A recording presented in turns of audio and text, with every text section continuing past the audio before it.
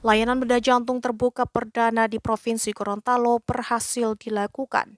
Pencapaian ini menjadi sejarah yang baru bagi layanan kesehatan daerah, sekaligus membuka harapan yang besar masyarakat untuk memperoleh tindakan medis berbiaya tinggi melalui skema BPJS Kesehatan.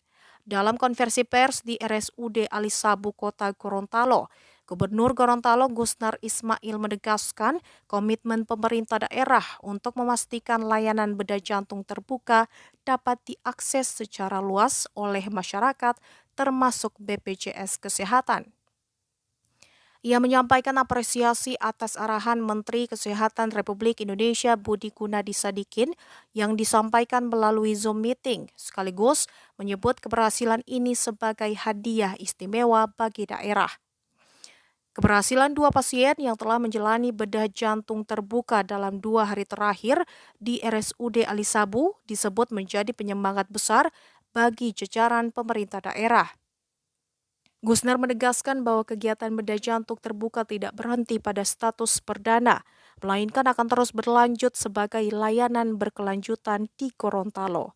Ia berharap dukungan pemerintah pusat terus mengalir, mengingat layanan ini merupakan bagian dari program nasional pemerintahan Presiden Prabowo Subianto yang dimana menargetkan setiap provinsi di Indonesia mampu melakukan bedah jantung terbuka.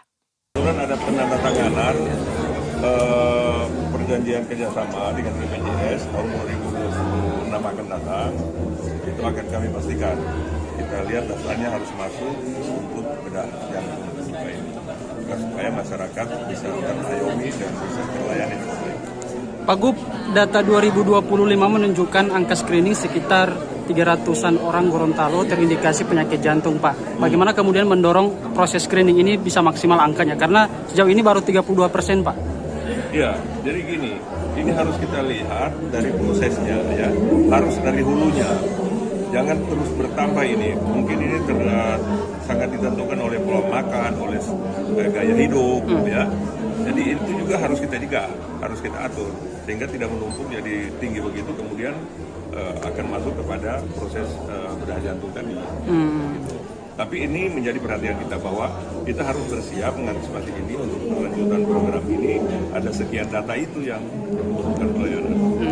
Berarti semakin banyak atau semakin maksimal proses screening, maka akan semakin bertambah jumlah Saya kira tidak. Harus dilihat bahwa proses screening itu adalah proses pencegahan. Ketika dia datanya ditemukan seperti itu, proses pencegahan harus jalan.